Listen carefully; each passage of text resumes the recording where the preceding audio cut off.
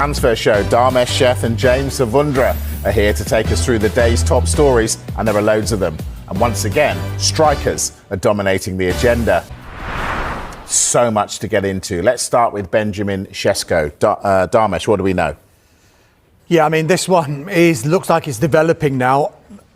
There is an expectation at some point in this transfer window he may make that move to the Premier League. Manchester United are expected to make a formal offer, €2 million initial payment, €5 million in performance-related add-ons, which in sterling is just shy of £70 million. As far as SESKO is concerned, we're told that he is open to both projects, but maybe significantly, one source, and it should be reiterated, it is just one source, has told us that he is leaning towards Manchester United. That's if a deal can be agreed, because all of this can be a moot point if RB Leipzig don't agree a deal with either of these clubs and he ends up staying at RB Leipzig, or it's only one club that RB Leipzig agree a deal with, and then SESKO then will have to make a decision within that framework as well. So United's pursuit of Benjamin SESKO, it is clear they definitely do want the player. I just get the impression that if he was to come, would there be question marks over United's current number 9 in Rasmus Højlund? Well, there are question marks already, aren't there? There have been over the course of this entire summer, but it's been fascinating to see the way Højlund has responded to these transfer rumours. He said when he was on international duty that he wants to stay and fight for his place, and he reiterated that last week. United beating Bournemouth 4-1. He scored in that to comply with PSR. So those sales must be made before the end of the transfer window.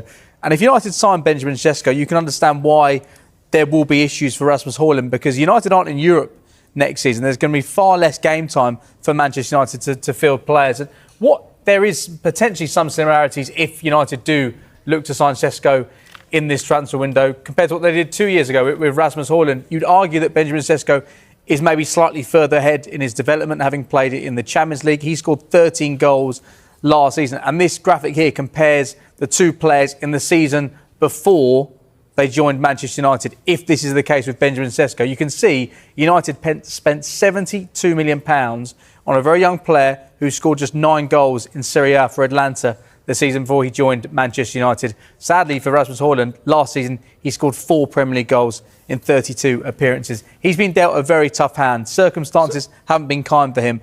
They wouldn't get any money back for Ollie Watkins, but perhaps he could fit in straight away, kickstart what Ruben Amorim's trying to do, give him 2 or 3 years of good service. Whereas with Benjamin SESKO, the potential is clear for everybody to see. Arguably, he's one of the most exciting strikers in Europe. There's a very high ceiling. Perhaps Benjamin SESKO can get to a higher level than Ollie Watkins. But heading into this Premier League season, there's an argument you want someone who's going to hit the ground running. I'm not saying United are potentially making the same mistakes they did 2 years ago, because I think Rasmus Højlund is going to have a brilliant career. There are really, really encouraging signs. But perhaps it was wrong to sign him 2 years ago as the frontline number 9. Anthony Martial was there as well, but he had a number of injury issues for his time at Manchester United. Rasmus Højlund was already going to have to carry a huge burden. He's done what he can, but it's not worked out in the Premier League so far for him. One thing I would say, a gamble for Manchester United. One thing I would say about Rasmus Højlund, I know there's been so much criticism and scrutiny aimed in his direction, but if you look at when he actually joined, I don't think, as James alluded to there, that United's aim was, right, here you go, you're going to carry the burden of Manchester United's goal-scoring responsibility. But added to that, when he arrived, he was slightly injured. He actually didn't